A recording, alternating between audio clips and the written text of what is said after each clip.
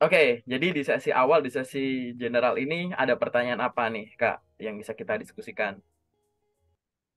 Buat ini Yang sih masih bingung. paling aku pengen nanya kalau misalkan apa eh, cara kalau misalkan ada kualifikasi itu kan biasanya kayak S1 atau kayak Mm-mm. yang nggak sesuai sama jenjang pendidikan aku.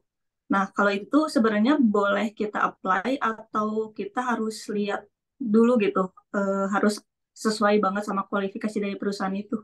Oke, jadi gini, di setiap poster info locker itu pasti ada kualifikasi yang ditulis. Oke, tapi kok kamu juga harus meyakini bahwa ada loh kualifikasi lain yang nggak ditulis di list ini, gitu. Buktinya apa? Kadang pernah ngerasa nggak loh, waktu di info lockernya kok nggak ditanya bisa harus bisa ini, tapi waktu wawancara kenapa ditanya gitu? Itu salah satu tanda aja bahwa kualifikasi yang ditulis di sini tuh mungkin yang ya minimum itulah, yang standar itulah. Tapi ada kualifikasi lain yang tidak tertulis. Artinya apa? Nanti di prakteknya kamu akan menemukan tadi, misalkan contohnya adalah di info lockernya lo nggak harus bisa ini, terus tiba-tiba ngomong, tapi kita butuh yang domisili sekitar sini. Loh, di info lockernya nggak ada tulisan di apa misalkan prioritas domisili mini dari domisili sini gitu kan, kayak gitu.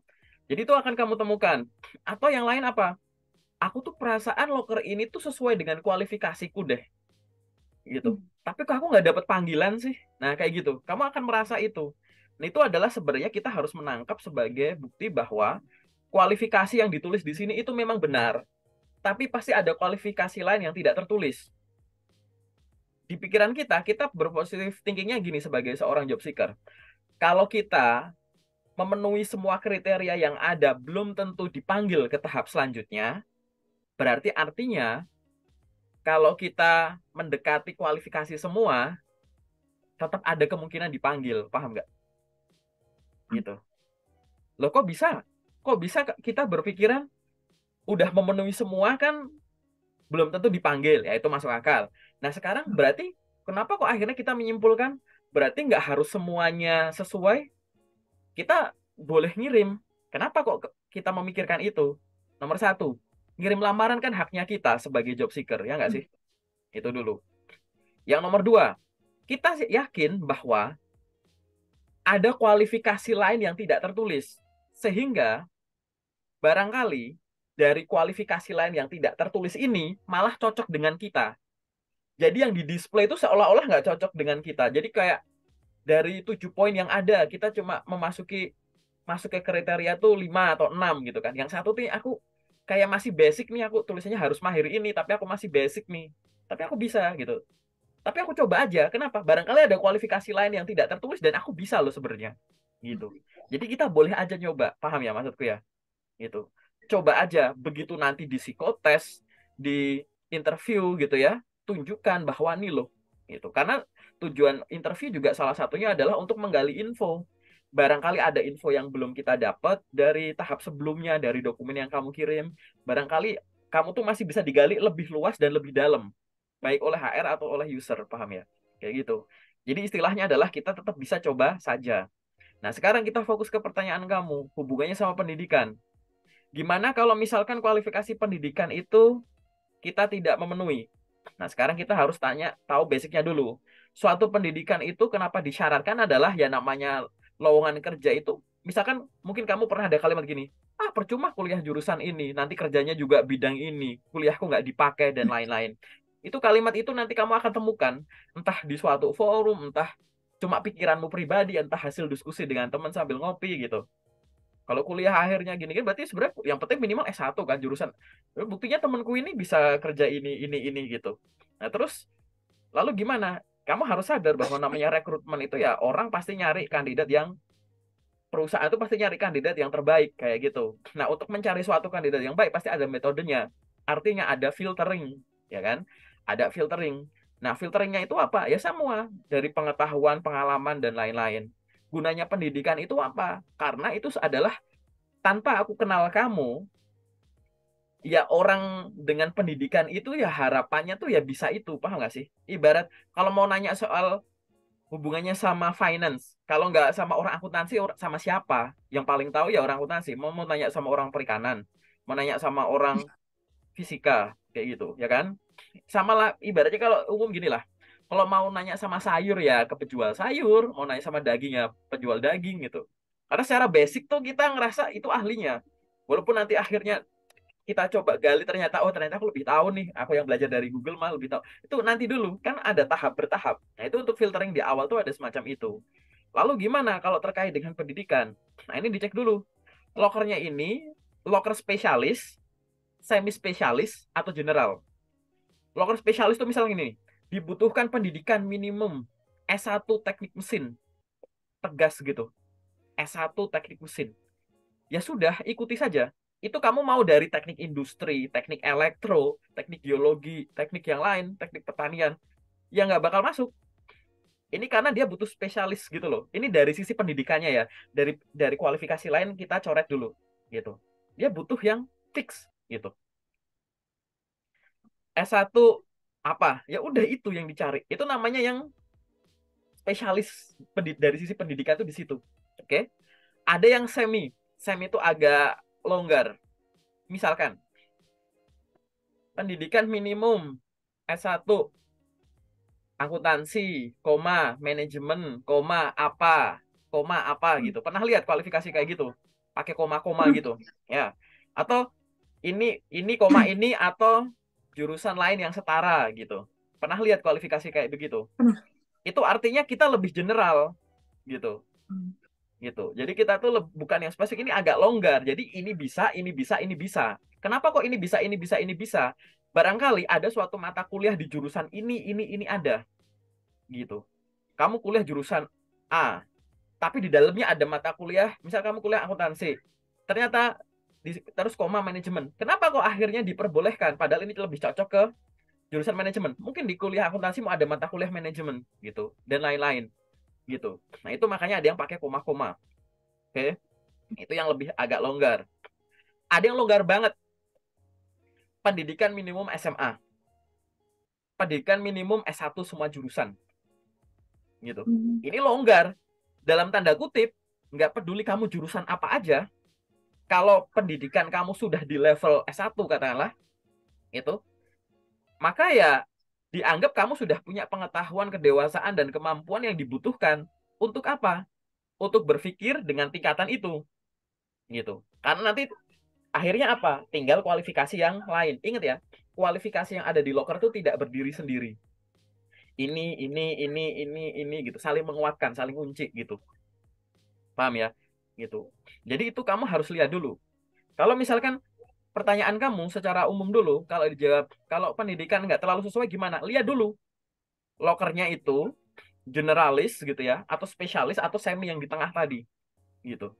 Itu tadi aku baru ngomongin terkait dengan generalis, semi, sama spesialis khusus mata kuliah, bukan mata kuliah, jurusannya apa gitu.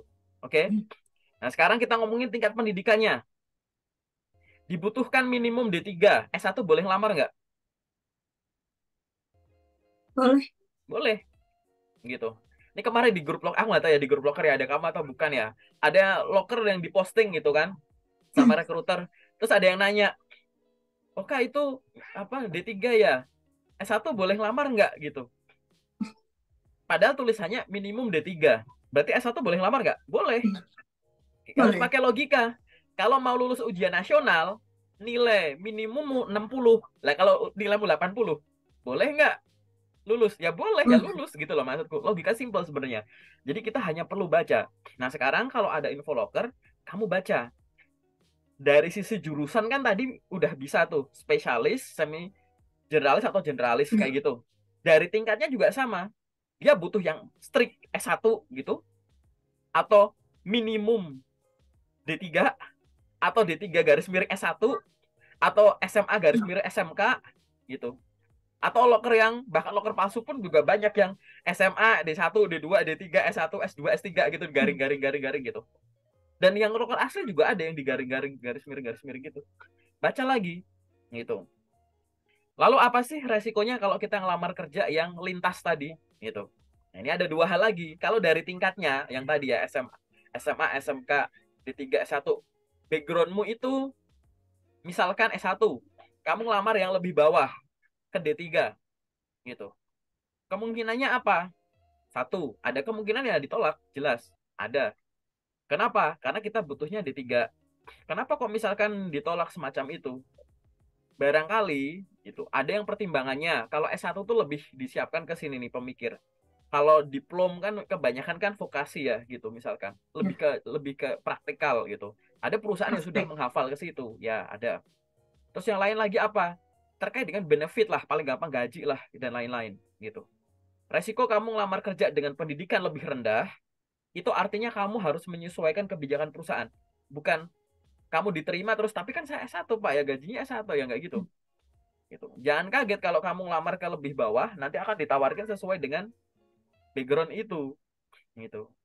Barangkali tadi tingkat pendidikannya lebih rendah di kebawahin gitu, selain dari sisi kemampuan, termasuk dengan daya belinya perusahaan itu. Itu juga bisa juga macam itu. Jadi tapi boleh nggak dicoba, balik lagi boleh, selalu dipikirin ini tuh tipe yang spesialis atau yang enggak gitu. Itu dulu sebenarnya dari sisi tingkatnya ya ini ya. Kalau resiko yang lebih tinggi, dibaca lagi, kamu S1 misalkan, lokernya tulisannya kan minimum S2 gitu. Nah balik lagi, kamu kalau mau nyoba boleh nggak lamar, boleh, coba aja. Tapi kamu harus berpikir resiko tertingginya pasti aku ditolak karena minimum S2. Tapi kamu juga boleh pakai sudut pandang job seeker. Dalam arti, mungkin kamu udah browsing dulu. Bedanya S1 manajemen sama S2 manajemen tuh apa? Mata kuliah S2 tuh apa sih? Kan browsing-browsing banyak tuh ya. Mata kuliah S2 jurusan ini. Ya dari suatu kampus banyak yang diekspos gitu loh. Kau baca, ini aku di S1 belajar, belajar, bro. Coba aja. Nah, kata-kata kunci yang kamu bisa, keyword-keywordnya itu, pastikan ada di CV-mu. Gitu. Itu boleh dicoba gitu. Tapi dengan tadi ya, dengan awal kamu udah punya menata hati dengan arti, ya ini barangkali aku juga nggak dipanggil karena semacam itu gitu. Oke.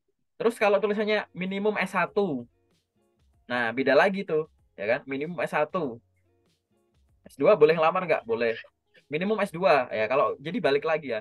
Kenapa kok kita harus bedain mana generalis mana spesialis? Jadi biar kesan kita tuh jangan sampai ini tuh udah jelas-jelas spesialis kamu tetap ngirim.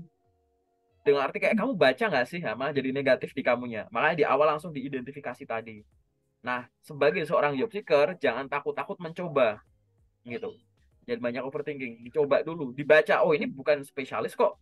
Aku punya kemampuan ini, aku bisa ini tulis. Dengan harapan kamu melihat bahwa mungkin dari sisi pendidikan sedikit nggak sesuai, tapi pengalamanku lain itu layak dilihat gitu. Kenapa? Karena tadi kualifikasi itu tidak ada yang berdiri sendiri-sendiri. Kamu harus melihat dari sisi situnya. Melihat sesuatu dari sisi celah pamer kemampuan kayak gitu. Oke? Nah, nanti balik lagi. Kalau kamu udah melakukan itu ya, tinggal nanti kamu evaluasi. Setiap loker yang kamu lamar kan kamu pasti rekap, pasti kamu bisa lihat gitu. Nah, Oh, ternyata kalau aku ngelamar beda jurusan tuh begini ya. Kalau ngelamar pendidikan lebih rendah begini ya. Ternyata kalau gini-gini ya gitu. Kalau memang sejak awal kamu tahu bahwa misal beberapa kali nyoba tuh ngelamar kerja yang pendidikannya setingkat lebih bawah, selalu terhenti di offering mulu. Aku nggak bisa ya kak, di sini ini masih bawa UMR ya kak, ini masih di gini gini gini. Ya balik lagi gitu. Ya kamu harus sadari dong itu sebenarnya untuk SMA misalkan gitu. Ya kan gitu. Perusahaan juga ada yang senang loh, mau nih digaji SMA nih, padahal dia tingkatnya lebih tinggi. Ya itu sama aja tarik menariknya di situ. Jadi biar nanti kamu nggak kebingungan gitu. Nah ini adalah satu cycle ya yang kita sebenarnya tuh secara umum harus paham terkait dengan kualifikasi tertulis maupun tidak tertulis dan cara ngebaca kualifikasi khususnya dari sisi pendidikan gitu. Kalau ada yang lupa tinggal tonton dari awal gitu ya. Ada pertanyaan lagi nggak atau tambahan? Barangkali kurang jelas. mm, paling mau nanya kalau misalkan kan suka ada ya kalau apa misalkan di bidang perbankan gitu atau keuangan kayak gitu kadang suka ada dari jurusan lain yang apa yang ikut apply juga gitu. Terus itu udah sampai tahap psikotes atau interview, itu saya beberapa kali udah sempat lihat. Kayak misalkan dari jurusan lintas jurusan banget itu, Kak. Jadi dari misalkan perbankan, dia tuh dari jurusan lain kayak gitu. Yang saya pikir tuh itu nggak sesuai sama itunya gitu, sama sama apa yang pekerjaannya. dibutuhin dari perusahaan itu ya. Ya, balik lagi. Jadi gini, tingkat pendidikan tertentu itu memang ada yang secara langsung yang dibutuhkan itu adalah dari ya ilmu yang kamu peroleh di jurusan itu, which is pendidikan formalnya. Dan itu which is apa misalkan kayak mata-mata kuliahnya atau praktikum-praktikum yang ada di dalamnya atau magang-magang yang ada di dalamnya. Ada yang langsung strict ke arah sana. Tapi kadang kita mikir gitu ya. Lah, tapi kan jurusan-jurusan ini kok sebenarnya nggak sesuai banget gitu. Kenapa tetap boleh ada kesempatan ke sana gitu. Kamu harus ngelihatnya lebih zoom out. Misalkan barangkali ini tuh termasuk mata-mata kuliah, bukan mata kuliah ya, jurusan-jurusan serumpun, jurusan sains misalkan gitu. Mungkin nggak kalau ini tuh jurusan serumpun. Atau pasti mereka tuh pasti ada nge-cluster satu golongan tertentu. Misalkan oh ini jurusan-jurusan yang anak-anaknya tuh dilatih logika banget di dalamnya. Di dalamnya tuh pasti ada kegiatan-kegiatan yang hubungannya sama interaksi komunikasi dengan banyak orang misalnya. Atau di dalamnya ada kegiatan hubungannya sama numerik gitu. Angka-angka, ketelitian, dan lain-lain di dalamnya tuh ada semua. Dan itu juga ada historinya gitu, karyawan-karyawan aktif atau kan HR kan punya list daftar karyawan ya termasuk background pendidikan dan lain-lain. Mungkin mereka bisa menganalisis dari situ juga. Biasa jurusan-jurusan ini begini. Bahkan kadang kampus-kampus tertentu gitu. Ya sekarang udah nggak banyak sih gitu. Gitu. Biasanya tuh kalau kampus-kampus ini tuh begini-begini, begini-begini kita gini. Itu ada juga kayak begitu gitu. Jadi memang perusahaan tuh sudah punya klaster-klaster tadi. Nah, kalau mau lihat zoom out lagi, balik lagi. Kamu cuma ngelihat orang tadi kayaknya beda deh yang ngelamar ke bank tapi dia jurusannya kok kayak begini gitu, pertanian misalkan gitu. Hubungannya apa sama bank gitu? Ya balik lagi. Mungkin kamu cuma ngelihat dari sisi background pendidikannya. Barangkali dia ada pendidikan non formal, ikut training ini itu, ikut bootcamp ini itu, ikut pelatihan ini itu, kursus ini itu, ya kan? Belum dari sisi magang-magangnya, organisasinya, gitu-gitu. Barangkali itu ada gitu. Barangkali ada juga beasiswa. Kemarin aku review CV orang Cilegon apa Serang gitu ya. Dia dapat beasiswa langsung ke kerja. Jadi anak SMA dapat beasiswa kuliah S1, S2 dan langsung kerja ke perusahaan itu. Itu S1, S2-nya juga nggak nyambung, tapi dia memperoleh beasiswa gitu. Jadi habis habis kuliah terus kerja di perusahaan itu. Itu juga nggak nyambung kalau dilihat. Makanya kan kita nggak bisa ngelihat sesuatu hanya dari, loh kak jurusanku ini tapi kok nggak bisa ya? Gitu. Padahal ya ibaratnya jurusanku kan ini, tapi kok aku ngelamar kerja di bidang ini kok malah dibajak sama yang lain gitu. Nah, kita harus evaluasi dulu. Apakah kemampuan kita sehebat itu? Yang nomor dua, apakah kita sudah mengizinkan orang lain tahu ada orang sehebat saya? Artinya apa? Identifikasinya kamu harus full. Cek CV-mu. Cara nulis informasinya udah bener belum? Kalau CV-mu udah bener, dokumen pendukungnya. Habis itu, loker-loker yang kamu lamar, gitu. Habis itu, sosial mediamu. Udah, jadi CV itu harus bener cara bikin dan cara pakainya. Barangkali kamu nulisnya udah bener, tapi kurang menarik. Barangkali udah bener, udah menarik, tapi kamu ngelamar kerja lewat email terus. Ya kan? Enggak kok, aku ngelamar kerja banyak kan sumbernya. A, B, C, LinkedIn, dan lain-lain. Nah, tapi barangkali sehari cuma ngirim berapa. Teman-teman di grup loker rata-rata sehari bisa 20 sampai 30 lamaran. Kamu berapa per hari? Konsisten nggak? Jangan-jangan hari ini banyak, besok dikit, besok enggak. Waktu hari libur, ikutan libur. Padahal kalau libur, lewat job portal, lewat website perusahaan juga tetap bisa ngelamar. Ya gitu-gitu. Yang diidentifikasi ke sananya. Terus apa lagi? Sosial media. Sosial media paling gampang tuh LinkedIn. LinkedIn itu tidak hanya isinya loker. Itu tuh tempat berkumpulnya HR dan user. Gitu. Nah, kamu main LinkedIn jangan-jangan cuma bikin akun seadanya, nggak pernah bikin postingan rutin, nggak connect sama orang baru, nggak follow orang baru, nggak kenalan secara personal sama HR-nya. Kalau lewat website, lewat job portal, kamu nggak bisa lihat muka rekruternya. Kamu nggak bisa ngobrol sama rekruternya. Oh, di LinkedIn bisa, karena dia tuh sosmed. yang ada fitur lokernya gitu loh. Kenapa kamu nggak berkoneksi, ngobrol, gini-gitu, tanya kesempatan. Akhirnya kan nanti, atau kamu rutin bikin postingan, koneksimu makin banyak. Orang kepo. Oh, ini siapa nih? Dikunjungilah profilmu. Direview lah, macam itu. Dan dikasih kesempatan. Nah, ini akan berlaku tidak hanya untuk di sektor perbankan tadi. Non-perbankan juga sama. Kalau misalkan mau suka soal perbankan, pelajari semuanya secara utuh. Misal aku udah punya privilege, misalkan aku udah pernah magang di bank, jurusanku juga jurusan yang hubungannya sama keuangan. Oh, itu kamu udah punya privilege tuh, ya kan? Itu. Sekarang tinggal gimana cara nulisnya yang benar, gimana cara promosiinnya. Barangkali itu kamu hebat, kamu tuh dicari sama perusahaan, tapi banyak perusahaan nggak tahu ada orang kayak kamu, nggak tahu ada kamu gitu loh. Gitu. Reach out-nya gimana? Itu nanti di sesi detail aja lah kita bahasnya gitu. Tapi kurang lebih demikian ya. Pada saat ngelihat ada orang kayak jurusannya beda banget tetap lolos, kamu harus ngelihat bahwa pendidikan ada formal, ada non formal, ya kan? Pekerjaan juga nggak harus kerja kantoran, maksudnya yang full time atau maksudnya kerja tetap kontrak gitu. Mungkin ada freelance, ada part time, ada internship, ada entrepreneurship gitu-gitu yang bisa kamu jual juga gitu, dan itu relate dengan yang tadi gitu. Aku kasih satu contoh. Misal kamu punya kerjaan jadi hmm, ini jualan online hijab gitu. Entrepreneur jualan hijab. Terus habis itu kamu juga ada loker. Lokernya itu jadi admin sosial media gitu, atau sosial media spesialis misalkan gitu. Paling simpelnya. Kalau dilihat dari sisi pekerjaannya kan nggak nyambung ya. Satu kerjaanmu tuh jualan hijab, satunya tuh jadi admin sosmed misalkan. Kok nggak nyambung gitu. Tapi kok boleh ngelamar, tapi kok mungkin bisa lolos. Kenapa? Ya balik lagi. Karena kamu jualan hijab itu kadang online, kadang offline. Onlinenya di sosmed.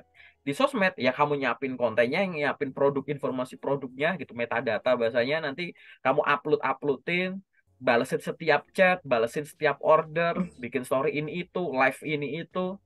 Jadi di balik kerjaan kamu jualan hijab sebagai seorang sales, di dalamnya ada aktivitas administrasi sosial media gitu. Jadi relate. Jadi kalau mau lihat relate atau enggaknya jangan cuma dari judulnya, barangkali dari breakdown kegiatan di dalamnya gitu. Nah, itu nanti kamu akan lihat bahwa oh, ya bisa juga ya gitu. Itu sih cukup jelas ya. Nanti detailnya di sesi Jelas. detail aku jelasin. Oke, apalagi yang kau masih bingung sejauh ini?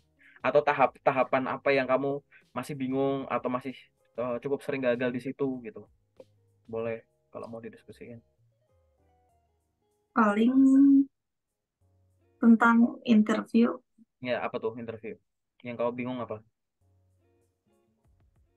Kadang suka apa ya, di tahap interview tuh kan suka ada sebelumnya psikotes dulu tuh. Mm-mm, Kadang di Bali, kadang mm-mm, sebagainya kayak gitu. Nah, ya. kalau misalkan ada tahap psikotes, terus besoknya itu interview itu biasanya hasil psikotes kita tuh dicek dulu atau kayak ibarat ya udah psikotes dulu hari ini, besoknya interview langsung aja gitu tanpa lihat hasil psikotesnya dulu. Oke. Psikotes sama interview itu memang kadang bolak-balik betul. Ada Hmm, perusahaan yang interview dulu baru psikotes, ada yang psikotes dulu baru interview, ada yang psikotes tuh diapit sama interview. Jadi di awal tuh ada iya. screening awal, terus psikotes, terus screening awal interview, terus psikotes, terus ada interview lagi gitu. Macem-macem lah ya, kayak begitu. Nah, tapi balik lagi, rekrutmen ini merupakan suatu tahap dan tahap ini tuh dia bukan berdiri tunggal. Jadi kalau misalkan kamu misalkan psikotes, habis itu ada interview. Nah, kamu ngerasa interviewmu tuh kayak aku nggak yakin deh. Wah, ini aku gagal gara-gara interview. Ya nggak juga. Karena hasil interview akan dibandingkan dengan hasil psikotes, akan dibandingkan dengan hasil seleksi administrasimu, akan dibandingkan dengan CV-mu. Relate nggak sih? Tujuannya psikotes itu apa sih? Biar tahu kan potensi-potensi yang ada pada diri kamu yang mungkin belum tertulis di CV. Tujuan dari interview itu barangkali kita bisa dapat informasi yang dari psikotes belum terukur, dari CV belum di apa tulis gitu, dari dokumen belum ditulis, makanya kita tanya-tanya di interview. Makanya itu akan ada apa, menanyakan hal-hal yang belum tentu kita udah peroleh sebelumnya, melengkapi informasi yang mungkin sebelumnya kita baru tahu sedikit Hmm. soal kamu. Atau yang ketiga mengkoreksi. Jadi, oh aku pikir kamu tuh gini, ternyata kamu gini ya gitu. Jadi mengkoreksi penilaian awal terkait dengan kamu gitu.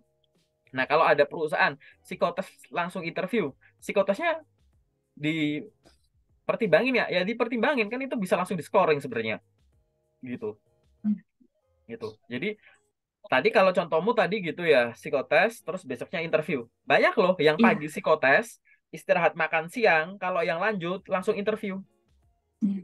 gitu. Jadi pada saat di interview, rekruternya itu akan bawa ya lembar tertentu dan lembar hasil psikotesmu tuh juga dilihat. Oh, ini anak kok dari psikotes kok lemah dari sisi sini. Coba aku kasih pertanyaan soal ini. Beneran terbukti itu atau enggak nih gitu.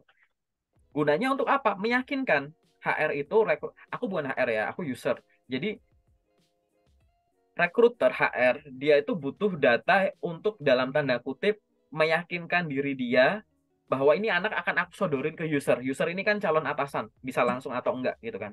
Nah, tadi oh psikotesnya begini, secara interview begini kan banyak notes tuh gitu. Nah nanti kalau udah sesuai pasti gitu Pak, saya ada kandidat yang akan sampai user sekian orang, orangnya tuh kayak begini begini begini, profilnya begini begini, jadi dia pede untuk melakukan itu gitu. Sehingga apa? Tetap dipertimbangkan kayak begitu. Jadi tetap harus diskor dulu, bukan bukan dikolek, maksudnya dikolek tuh kayak ini psikotes udah selesai, nggak perlu dicek dulu, langsung yuk kita interview. Terus besok waktu dinilai interview sama psikotes tuh bareng, nggak gitu, itu nggak efektif itu mah. Kan kalau HR itu kan punya metode itu udah ada ilmunya lah, mereka yang tahu lah gitu. Jadi psikolog atau ilmuwan psikologi itu mereka tuh itu kan sebenarnya kan ini metode untuk menarik potensi-potensi kamunya kan dari sisi potensi dan prestasi baik yang akademis maupun non akademis gitu. Oke, Oke. cara general gitu. Ada lagi nggak yang kamu masih bingung soal interview mungkin? Paling segitu dulu. Gitu dulu. Oke, Untuk sisanya nanti di sisi-sisi. detail selanjutnya ya. Oke, berarti kita sekarang masuk ke sesi detail ya.